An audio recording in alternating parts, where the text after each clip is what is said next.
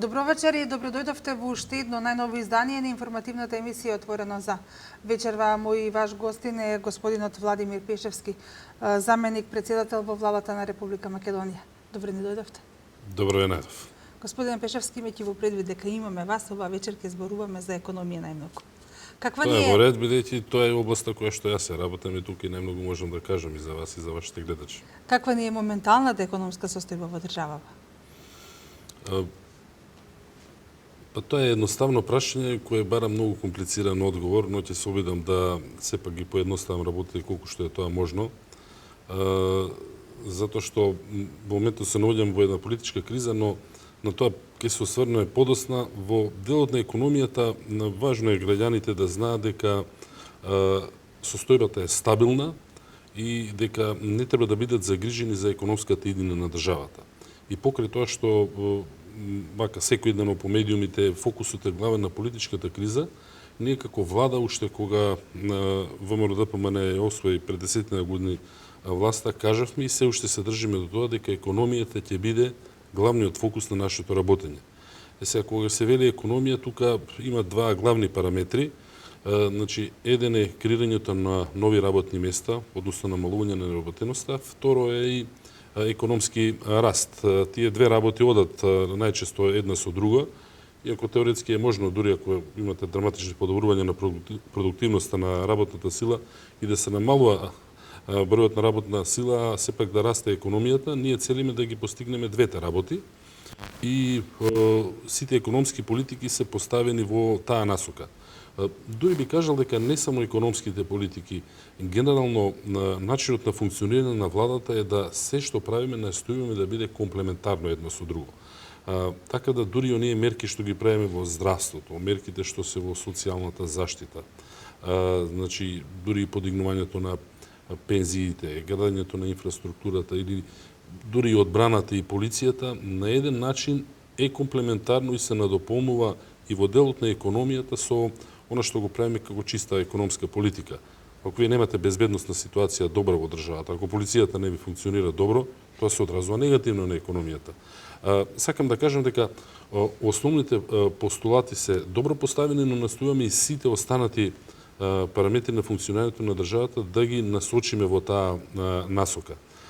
Следиме нормално што се случува и во светот и еве овие денови актуелно беше Светската банка потврди за Македонија повторно дека очекува високи стапки на раст, имајќи во предвид и во која состојба е економијата и во Европа, во регионот и во светот, од 3,7% за оваа година, дури нешто над 4% за следните 2 години, што повторно ја става Македонија како земја со највисок раст во нашиот регион, тука на Балканот, а меѓу петте да речем со најсилни растови на економијата во Европа. И покрај тоа што ја имаме оваа политичка криза. Ние очекувавме уште поголеми да бидат стапките, но сепак кризата си го прави сето тоа. Значи има определена цена, ќе кажем и за тоа нешто повеќе. Настојуваме со сите останати активности да продолжиме во оваа работа. Едно е, значи, работата со странските инвеститори, иако податоците во однос на вкупниот износ бележат мал пат, што е очекувано ако се има во предвид, повторно ќе кажам, политичката криза, но сепак бројот на инвестиции, особено на оние кои што се овдека, кои што најави и отпочнаа со изграда на втора, трета или следна инвестиција во државата е тука и тоа е нешто што сме задоволни. Генерално, ако се погледнат и останатите параметри во делот на макроекономијата, истите укажуваат на една стабилност. Забележавме и раст на извозот во првиот квартал, имаме раст на индустријското производство, и двете се некаде околу 8-9%, значи сосема солидно, што укажува дека економијата е во добра кондиција. Имаше еден мал удар како резултат на напорите на опозицијата да предизвика нестабилност врз депозитите, каде што граѓаните повлекува определени средства и сплашени дека ќе има девалвација. И да речем активисти кои што се цврсти врски со опозиционите партии упорно се обидуваа да продадат приказката, да се создаде една нестабилност, дека ќе има девалвација, дека депозитите се загрозени, дека луѓето треба да ги раскинат договорите, да повлекуваат денари од своите сметки, да ги претварат во евра, да ги чуваат дома, што за мене е вака едно несватливо однесување, бидејќи е директно на штета на граѓаните, од кои што истите тие понатаму бараат доверба за да ја вода државата. Значи, тоа е викате на граѓаните, послушајте не, да ви направиме штета и потоа дајте ни ја довербата За да ме водиме напред. за да го водиме напред. Не знам, за мене политички е тоа несватливо. Меѓутоа, опозицијата веројатно се пресметала и според мене сосема погрешно дека тоа ќе им донесе определени поени или можеби не на нив поени, туку ќе ја загрози владата, ВМРО ДПМН, коалицијата и дека со тоа ќе добијат некои поени, но да се вратам на основата на вашето прашање, не постоеше ни уште веднаш кажеме апсолутно никаков фундамент, основа за девалвација. Сите макроекономски параметри беа сосема стабилни, затоа што девизните резерви беа на високо ниво, ние имавме раст на индустријското производство, како што кажав, имавме раст на извозот, намалување континуирано на невработеноста, и едноставно се укажува на одење на добро, а некој се обидува да ги убеди граѓаните дека работат на лошо. Тоа не е точно. И затоа тој удар се преживеа, граѓаните изгуби околу 5 милиони евра во камати во овој период. Тоа е само ефектот на делувањето на опозицијата или оние што ја ширеа таа приказка, можеби не сите од опозицијата, ама беше сосема јасно ако се гледаше особено по социјалните мрежи дека е тоа оркестрирано делување, насочено со цел да се предизвика некоја штета и паника, тоа не успеа, така да фундаментите се задржани и понатаму имаме намалување на невработеноста. Во моментот последниот податок со кој што располагаме дека таа е 24,5%, што историски гледано од кога се мери на овој начин во Македонија невработеноста е на најниско ниво. Креирани се над 150.000 нови работни места во изминатите 8-9 години, повторно како резултат на делување на овие економски мерки и политики. Тие работи не се случуваат стихино и едноставно ситуацијата се одвива глобално гледано во Македонија на добро. Збориме за економијата. Политичката криза е сосема друга работа, но да се вратам, економски стоиме добро, се разбира можеше и малку подобро, но имајќи предвид ситуацијата, изминатите години, каде бевме, како држава ние поминавме и низ светската економска криза пред 7-8 години, низ европската должничка криза пред 4-5 години, сега поминуваме низ оваа политичка криза, сепак имаме стапки на раст кои што се високи, се создаваат нови работни места и треба да бидеме задоволни и затоа сме уверени дека овие економски политики што ги креираме, што ги спроведуваме, се добри и треба да се продолжи со нив. Еден од предусловите за развој на економијата е и патната инфраструктура. Во Македонија очигледно е дека многу се вложува кога станува збор за патната инфраструктура. Се градат 3 автопати, се реконструираат веќе постоечки патишта, се градат експресни патишта, Велес Кадрифаково е првиот експресен пат. Тоа речиси веќе нели готов. Одиме понатаму кога станува збор за инфраструктурата во вложувањата, кои се најавите кои што во овој момент можете да ги споделите со нас и со гледачите? Точно е тоа што го кажавте и на некој начин ако се гледа како продолжение на претходното прашање за економските политики, прашањето на инфраструктура е за овој степен на развој на Македонија едно од клучните. Имено дури Светскиот економски форум кој што прави некој официјално рангирање на конкурентноста на државите ги дели во 3 групи државите во светот од аспект на тоа како се мери конкурентноста кај нив. Кај оние што се најсиромашните има други параметри. Ние спаѓаме во средно развиени држави и тука прашањето на инфраструктурата е едно од најважните, а кај најразвиените држави е прашањето на иновации и технолошки развој. Значи, за Македонија многу е важно да се продолжи да се развива инфраструктурата. Ние како држава посериозно, ајде да речем од да речем некаде 50-те години на минатиот век е почнато да се прави нешто, но изминативе, да речем, пред овие посериозни напори на оваа влада, изминатиот период од осамостојањето негде од 91 па до 2006-2007 многу малку е правено. Не е дека ништо не е правено, но релативно малку за тоа колку е потребно. И тук имавме две фази. Ние, она што го осознавме е дека во голем број на населени, мали населени места, речиси и да не постоеше патна инфраструктура. Или тоа биле некои патишта, макадамски или едноставно пробиени од населението, но не асфалт, кое што е сериозна стимулација за луѓето да ги напуштаат тие населени места. И со цел да малце да се во меѓународна терминологија се вели пристап до основни услуги, access to basic services е англискиот термин, се фокусиравме првите години на владењето на оваа влада да се подобруваат локалните и регионалните патчиња. И тук имаше неколку проекти. Дел беа финансирани од Европска банка за обнова и развој, дел беа финансирани од Светска банка, дел беа финансирани директно од буџетот на Република Македонија, иако и овие првите две ние на крај ги враќаме како држава, нели, граѓаните низ форма на кредити, се направија некаде над 700 или 800, меѓу 700 и 800, бидејќи бројот постојано се менува, локални патчиња, некаде се тие со должина можеби до 500 метри, некаде се и 7-8 километри, но идејата беше да направиме една поврзаност на малите населени места, да не речам села, населби кои што се малку подалеку од градските центри, за луѓето едноставно да можат да патуваат. И тоа беше првата фаза. Постепено, и тогаш имавме многу критики, значи од опозицијата, не направивте километар автопат или нешто слично, иако реално оваа влада го ја доврши обиколницата околу Скопје и го завршивме оној дел што беше од Куманово до границата со Србија.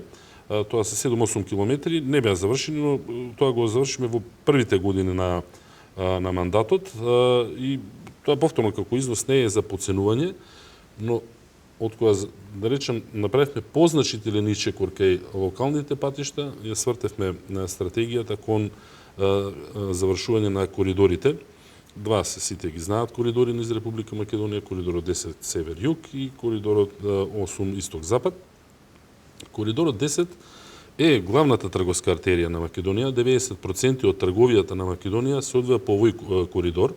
Трговијата со надворешните држави или извезуваме према север, или имаме поврзување кон југ, значи кон пристаништата со Грција. И тука се работеше првите години повеќе на обновување на пругата. Имаше неколку проекти во неколку сегменти за да се подигне брзината, безбедноста и слично. И се зафативме и со решавање на последната делница од коридорот 10 на автопатското решение Демир Капија Смоквица.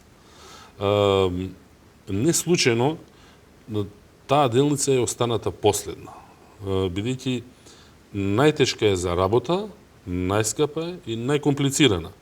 И на сите претходни влади им било поедноставно, ако сакале политички, да прават делници онамо каде што е условно речено рамен теренот, лесен, едноставно е да се изгради, не чини многу. И низ годините се правени разни делови, но дури автопатот се викаше Братство и единство, што поминуваше, ама полот тој низ Македонија не беше направен, објективно гледано. Ова е најтешката делница. Ние успеавме да обезбедиме финансирање, тоа беше многу комплициран процес. Значи, јас со еден товар дел на тие активности координирав заедно со тогашниот министер Миле Јанакиевски, но успеавме прво да се усогласиме, странските, да речем, кредитори инсистираа дури тунелот, е еден куриозитет, да биде двонасочен, бидејќи би било многу скапо да се прават два тунела. Ние тука заземавме цврст став и затоа сега ќе имаме целосно автопатско решение. И тоа е потег од Демир Капија Смоквица, што очекувам можеби или кон крајот на оваа, или некаде првата половина на следната година да биде завршен. Потоа следеа двете останати делници кои што ги спомнавте, бидејќи кажавме 3 автопатишта се градат. Едниот е Миладиновци Штип или поврзувањето на од Скопје директно да се оди кон Штип, тоа се минува и низ Свети Николе, што ќе значи силно поврзување на Источна Македонија со главниот град, но и полесно излегување кон не е толку важно врзувањето со градот, бидејќи прво ти излегуваат на самиот автопат, па е тоа коридорот за извоз на стока на роба надвор од Македонија кон север, кон Европската Унија. Атрактивноста на Велес, на Свети Николе, на Штип, на целиот тој потек, драматично ќе се зголеми за инвестирање со завршувањето на оваа автопатска делница. Тука, значи, обезбедивме навистина полно финансирање од кинеската Ексим банка. Сите овие процеси траат многу долго.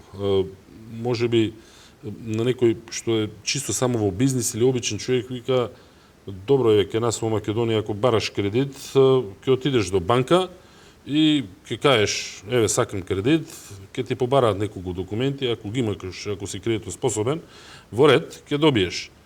Ке државни големи проекти не е така. Затоа што постојат многу компликации и затоа траат процесите долго, но успеавме. Значи во тој процес треба да одговорите како ќе извршите експроприацијата, кои ќе бидат државните гаранции, која е исплатливоста на проектот, според кои стандарди ќе се гради, кои ќе бидат изведувачите, како се определуваат вариациите во цената. Значи има многу елементи. Тие договори по структура се, како да кажам, 2 метра високи ако ги наставите хартиите една на друга, но ги договоривме, значи и тие работи сега гледаме дека се гради. Миладиновци Штип е во понапредна фаза. Тој согласно договорите треба да биде порано готов, а потешкиот дел, оној што е вториот од Кичево до Охрид, тој ќе трае малку подолго, веројатно ќе бидат потребни 4 години, можеби дури и нешто повеќе од тоа за да се заврши, затоа што има и тунели кои се градат по стандарди кои што ќе бидат повисоки од овие сегашниве како што е сега, но битно е дека кога ќе се завршат овие што се отпочнати, вкупната должина на автопати во Македонија или автопатски делници ќе се зголеми за околу 50%. И може да се каже, значи во овие години е направено половина од она што сме го имале предходно, значи изминатите 60-70 години што е градено, што е навистина многу. Ние одлучиме сега да продолжиме со активности за барање на концесионер во прва фаза, да видиме дали тоа ќе ни успее. И со тоа би се завршил и западниот дел на коридорот 10 од Гостивар до Кичево, уште една тешка делница. Ќе видиме тоа како ќе заврши. Јас секогаш велам човек треба да е умерен оптимист, ама не е доволно да си оптимист, него треба да работиш за тоа нешто да се направи. Подготвуваме сега една нова верзија на физибилити студијата, бидејќи имаше некои слабости во старата, така да тука очекувам определен успех. Спомнавте значи врзувањето на Штип што оди кон од Велес кон Штип, еве граѓаните од Велес знаат, оние што имаат можност да се движат во таа насока, дека се работи со многу брзо темпо и дека таа делница ќе биде готова. Работиме на тоа да се направи исто таков регионален пат нов од Градско до Прилеп. Ќе има регионален, ама на ниво на експресен пат, значи тоа е речи се автопат и значи и од Штип кон Кочани. Веќе се договорени некои делници како што е Радович Струмица, уште еден, да речем, сет на 30-40 други локални патишта од онаа првана група, бидејќи не престануваме, не се сите се уште поврзани. Така да инфраструктурно во делот на автопатите ќе се продолжи да се работи супер интензивно. Не ги забораваме и железниците. Значи таму не е само самата делница, самата пруга, тоа е едното решение, но еве бидејќи голем дел на жители од Велес работат и во Скопје, па ги користат значи македонските железници за транспорт, сведоци сме дека имаше и нови возови, нови вагони се набавени, подигнување на тој стандард, така да тоа ќе се продолжи со активност и да не го заборавиме аеродромот. Значи постои природна тенденција кај луѓето по 2-3 години да забораваат што се случило И денеска аеродромот што е во Скопје и овој во Охрид кој што исто така е во голема мера обновен, да се смета како да тој постоел тука и да е од секојаш така. Сепак аеродромот во Скопје е резултат на работењето на оваа влада, значи се потпиша концесиски договор со турската компанија ТАФ, која што за како нивна инвестиција ја изгради и новата аеродромска зграда, ја обновија пистата и ја продолжија за 500 метри за да може да слетуваат и најголемите авиони. И паралелно со тоа работевме и на поврзување на Македонија. Денеска има 35 дестинации од кои што аеродромот од Скопје можете директно да летате. Денес на аеродромот во Скопје во континуитет има секоја вечер најмалку 4 авиони на визер паркирани, а во зависност од тоа како летаат други компании, некој пат и повеќе, што е слика што не е запамтена. Во најдобрите денови, кога постоел македонски авиотранспорт, МАТ, кој беше национален концесионер, он имале 2 авиони. Значи, денеска имаме 4 што се континуирано паркирани во Скопје и затоа и бројот на патници расте. Направивме и она активност за која што сега некои компании се бунат да обезбедиме јефтини летови. Сметавме дека е важно за македонските граѓани да имаат можност да ги посетат западните држави по ниска цена со цел да едноставно видат што се случува во понапредните економии, од таму можеби да добијат некоја идеја и како нешто да направат овдека за себе. Така што тоа како активност на зголемување на тој број на поврзување ќе продолжи и понатаму, а дека сме на добар пат еве за аеродромот. Неколку пати ова го спомнуваме, но можеби не е лошо да се повтори. Значи, аеродромот во Скопје спаѓа во групата на мали аеродроми гледано на европско ниво. Мали аеродроми се оние кои што имаат до 2 милиона патника годишно, но меѓу тие аеродроми во Европа, че веќе 3 години поред аеродромот во Скопје е прогласуван за најдобар аеродром во Европа. И тоа е нешто што кажува дека добро сме ја завршиле таа работа и мислам дека и граѓаните се во тој дел задоволни. Нормално последица на сето ова е изголемување на бројот на туристите. Значи, ако се погледнат бројките денес со бројките, да речеме, со 2007 година, вкупно имаме некаде за 60% изголемување на бројот на туристи во Македонија.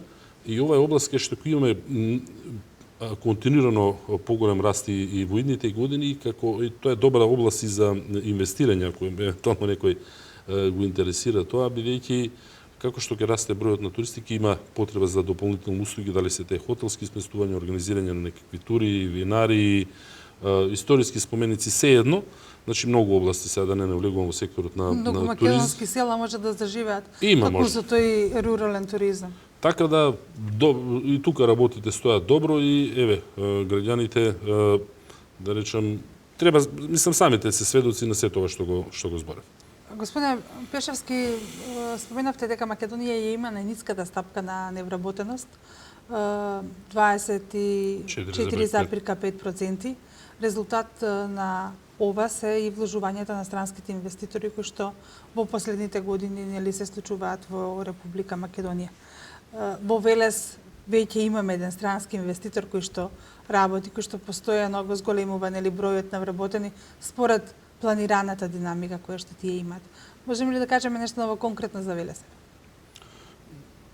Значи, странските инвеститори ние ги гледаме како дел од општата равенка на економски раст, бидејќи сепак поголем фокус реално во работата ние имаме кон домашните инвеститори, но тоа не го промовираме толку силно.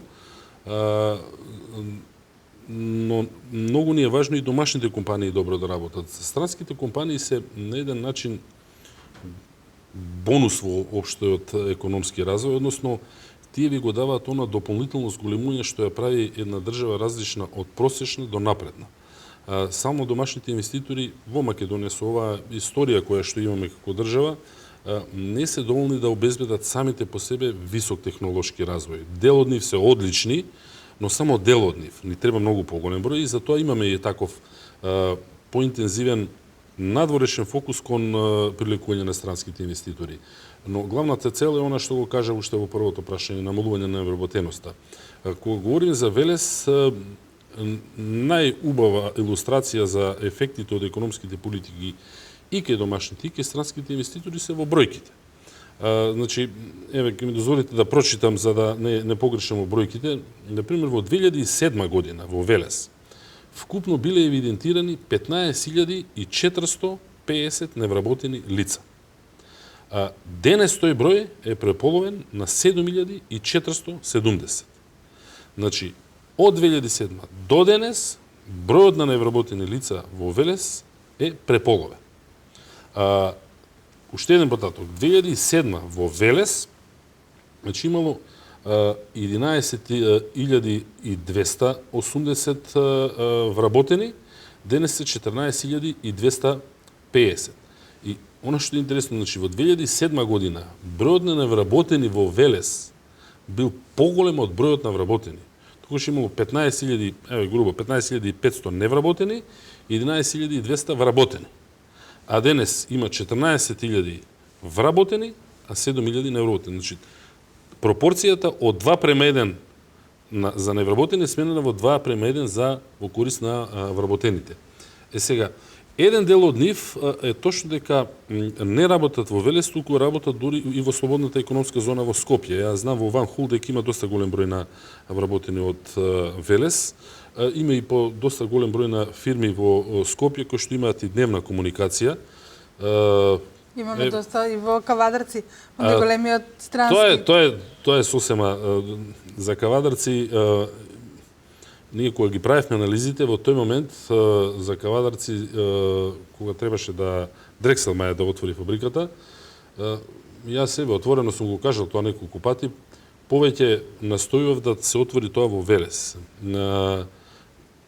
Не од некакви, да речем, локал патриотски причини, иако имам тука и определени роднински врски во Велес, туку едноставно стапката на невработеност во Велес беше тогаш повисока отколку таа во Кавадарци, но локалниот инвеститор во Кавадарци што им помогна во градењето на зградата беше пресудниот фактор. Но голем дел од велешани сега имаат работа и таму, значи во Дрекселмајер. Во Велес значи се отвори Маркарт и на тоа Велес треба да биде горд. По мене Маркарт, од она што јас го знам, е можеби технолошки најнапреден производствен погон на Балканот. Значи, технологијата што имаат во Маркарт е понапредна од нивните најдобри фабрики во Германија, бидејќи е нова изградени, целосно опремати и сите технолошки процеси се нови, а работат наши македонци. Не се сите од Велес, бидејќи бараат они стручни кадри и од околината, но сепак е една фабрика на која што Велес навистина може да се горди и утре да се покажува и е на еден начин и магнет за останатите компании. Секогаш кога некоја компанија ќе дојде во Велес, што има овдека, таков и таков погон, обично инвеститорите немаат проблем да во еден дел од технолошкиот процес го покажете и на други инвеститори, тоа го бараме од нив и тоа го правиме и тоа влијае поволно. Таму се околу 600 вработувања, но на високо стручен кадар. Беше објавена и инвестицијата од индиската групација BRG БРГ во Порцеланка. Според нивните најави, тие би требале да отпочнат некаде со работа кон крајот на годината. Навистина голем број на вработувања се 1000 вработувања согласно нивните најави. Јас сум уморен оптимист дека тоа ќе се случи. Знаете, секогаш кога има поголема инвестиција и ризиците се поголеми, така што работите се одвиваат за, да речем, за моје чувство можеби малку поспоро од она што би требало, но ние даваме како влада максимална поддршка на инвеститорот во сите процеси да стартува што е можно побрзо, бидејќи еден месец порано за сите тие луѓе таму еден месец плата земање плюс и тоа за нас сметаме дека економски е тоа добро. Еве ќе искористам можноста да кажам дека една од поголемите инвестиции која што требаше да биде сместена во еден друг град во Република Македонија, најден определени технички проблеми таму и како втора локација го одбра Велес и мислам дека инвестицијата ќе се случи во Велес. Исто тука се работи за околу 1000 вработувања во период од 5 години. На почетокот би стартувале некаде со 400 вработувања. локацијата е веќе најдена, значи не е во индустријските зони, но локацијата е веќе најдена и се работи на тоа така што во скоро време ние секогаш оставаме на инвеститорот, дури и кога прави промена на својот бизнис план, ако е нешто позначително, тие да го соопштат тоа, што значи еве уште една добра вест. Од информациите што ги имам и фабриката Киро Ќучук би требало да биде рестартирана До крајот на месецот се очекуваат, нели? Веќе има, веќе работат таму 60 на луѓе. Значи таа е купена од стечај, комбинација на македонски и турски инвеститор. Повторно, јас секогаш сум умерен оптимист. Кога велам умерен оптимист, работиме на тоа све да им помогнеме да се случи, но сепак не е владата таа или државата таа која што е инвеститорот. Еден дел од, значителен дел од чекорите остануваат на инвеститорот и тука секогаш постои ризик да дојде до некаква промена на плановите и слично, затоа велам треба да се работи како да ќе биде, но треба да се биде спремен и доколку се случат некои непредвидени околности. Индустријската зона Каласлари е веќе полна. Велес ја подготвува индустријската зона Мамучево. Вие како дел од економскиот тим на владата имате средби со многу можни странски инвеститори. Ја нудите ли, има ли интереси за оваа зона? Ние, значи, ги нудиме сите локации низ Република Македонија, иако овие две зони, знаете како, главниот интерес ви кажав дека е и фокус кон домашните инвеститори, не е кон странските. Во сите овие зони, значи, речиси сите локации се продадени на домашни инвеститори. Ви кажав од кои причини не секогаш ние го промовираме тоа или оставаме едноставно на општината. Помагаме како држава некој пат во обезбедување на средства за дел од инфраструктурата, некогаш за наоѓање на соодветна локација, се одедува на општината, но сметаме дека самите општини и компаниите, фирмите кои што се на територијата на таа општина или гравитираат кон таа општина, дека треба да се инвеститори малку сами ќе треба да направат и промоција на тие работи, но за двете зони излеговме како влада во пресред на барањата на општина Велес, ги идентификувавме локациите, се доделија локациите, се направија соодветни планови, определена финансиска помош се даде и во двете поголемиот дел од парцелите веќе е продаден, како што кажав, на домашни инвеститори. За домашните инвеститори вредно е да се спомени и проектот Македонија вработува, бидејќи има возможува при примањето на нови луѓе определени заштеди. Значи, од проектот заврши во крајот на април, сега планираме, како што најави председателот на мора да помене и определено продолжување на тој проект, на 18.900 лица најдоа работа во овој период, значи од приближно година и пол, што е како секој месец да сме отварале по некоја фабрика од 1500 луѓе. И сега, затоа ви велам, споредите го тој ефект, а тој е кај домашните инвеститори со овие што е кај странците. Многу поголем е овој ефект, но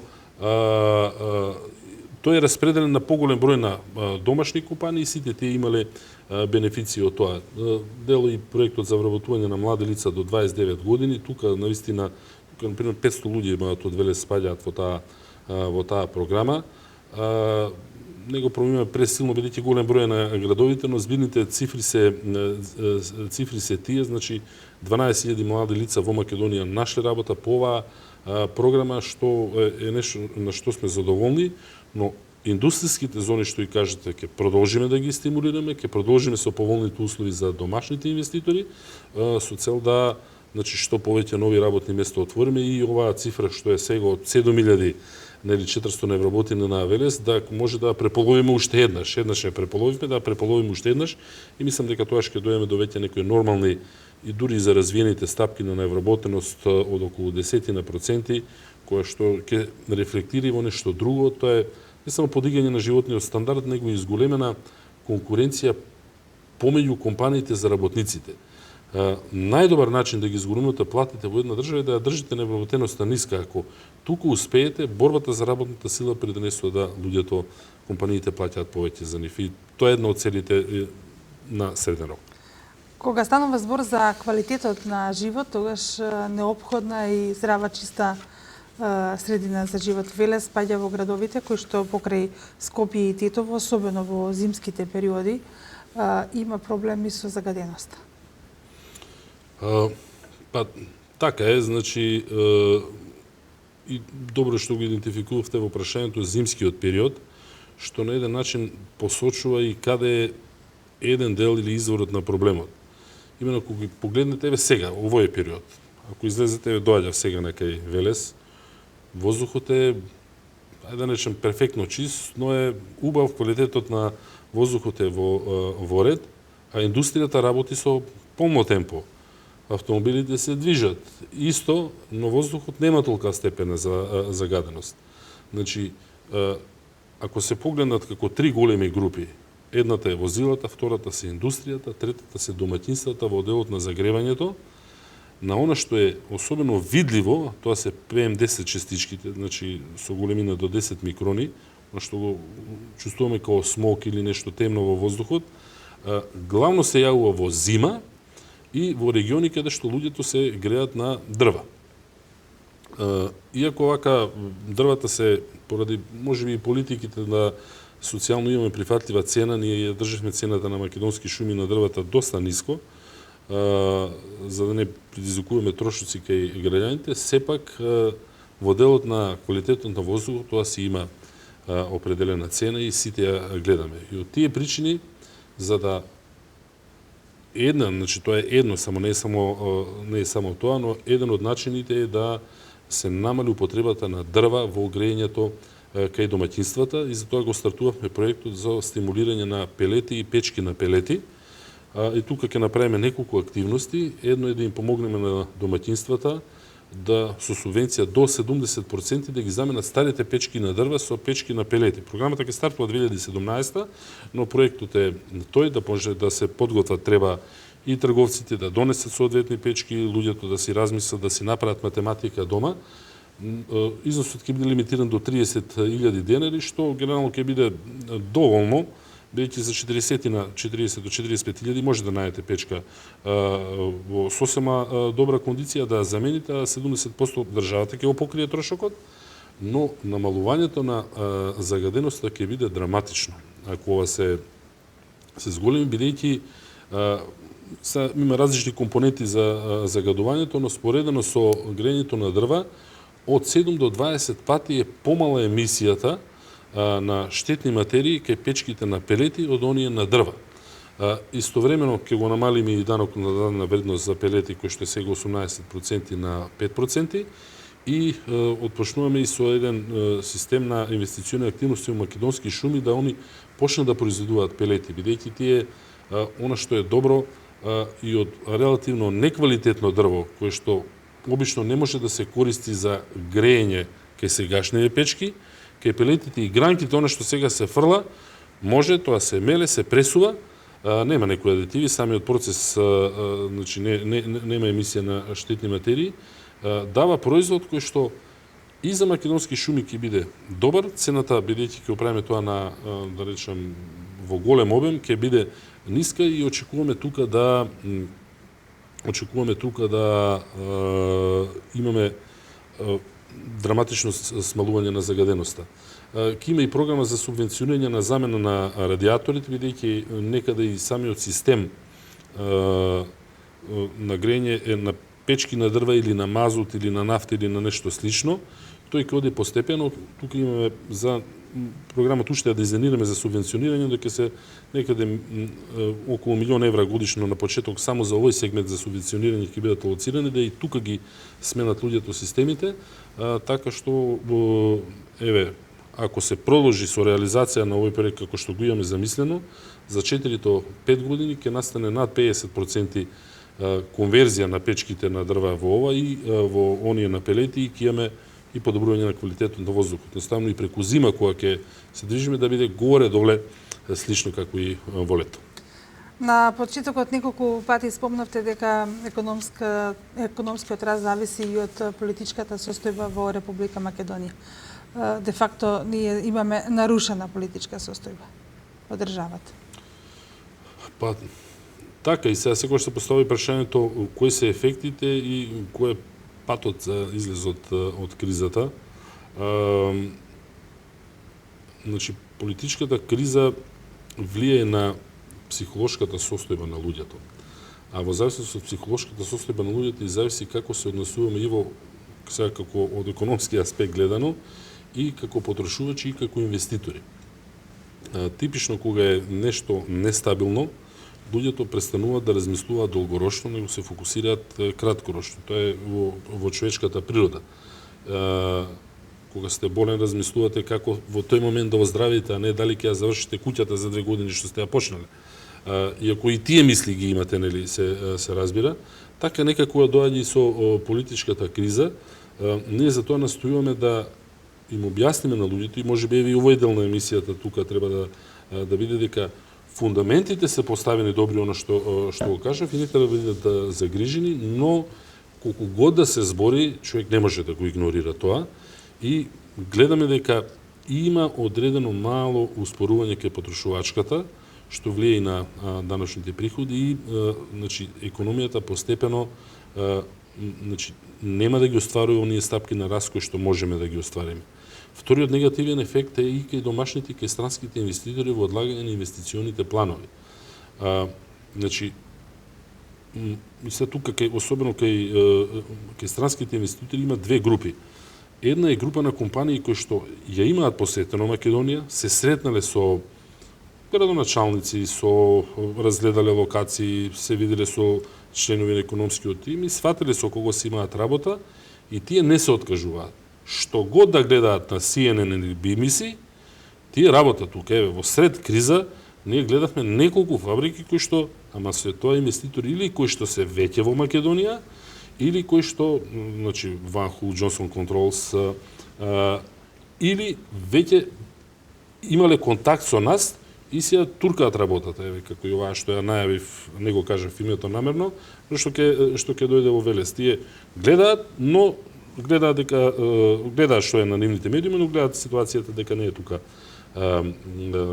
таква драматична и ги продолжуваат плановите. Но имаме потешкоти со инвеститорите со кои што не ја посетиле Македонија.